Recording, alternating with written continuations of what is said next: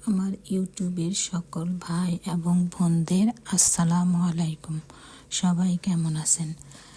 আশা করি সবাই ভালো আছেন। আলহামদুলিল্লাহ, আমিও ভালো আছি। আমি আজকে আবার একটি নতুন ভিডিও নিয়ে আসলাম। ভিডিওটি সম্পূর্ণ সাদামাটা। সকালবেলায় তো ঘুম থেকে উঠেছি, অনেক বেশি রোদ। আজকে অনেক রোদ আছে, কিন্তু আকাশে হালকা মেঘলা আছে আর অনেক বেশি ঠান্ডা।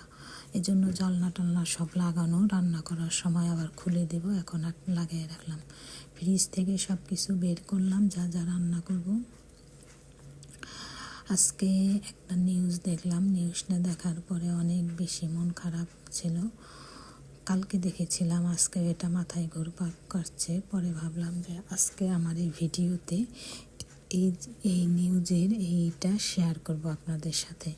পৃথিবীতে আমরা জানি যে অনেক খারাপ পুরুষ আছে, কিন্তু করে অনেক বাচ্চাকে অনেক বেশি মানুষ করে, যারা অনেক কষ্ট সহ্য করে, অনেক যন্ত্রণা সহ্য করে শুধুমাত্র সন্তানের মুখের দিকে তাকিয়ে।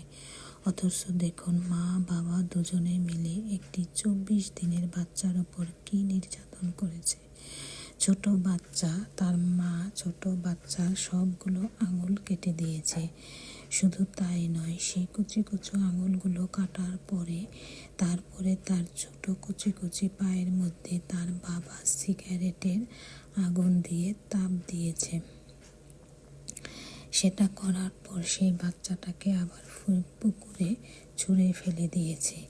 কি আশ্চর্য, কি অবাক কাণ্ড! কিভাবে তারা পারলো এটা ছোট বাচ্চার সাথে এমন করতে? আমি বারবার এটা যেন আমার মাথা থেকে সরছেই না। বাবা মা মিলে কখনো এটা করতে পারে? অথচ দেখুন, আমাদের এই সমাজে অনেক পরিবার আছে, অনেক বাবা মা আছে যারা তাদের একটা সন্তানের জন্য কত হাহাকার করছে। তবুও তারা কত টাকা পয়সা খরচ করছে, কিন্তু তবুও তারা সন্তানের মুখ দেখতে পারে না।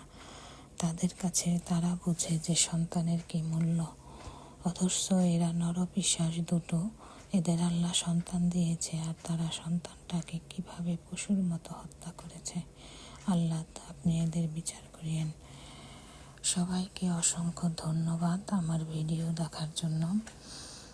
আমি জানি না আপনারা নিউজটি দেখে আপনাদের মনে কি দাগ কাটবে।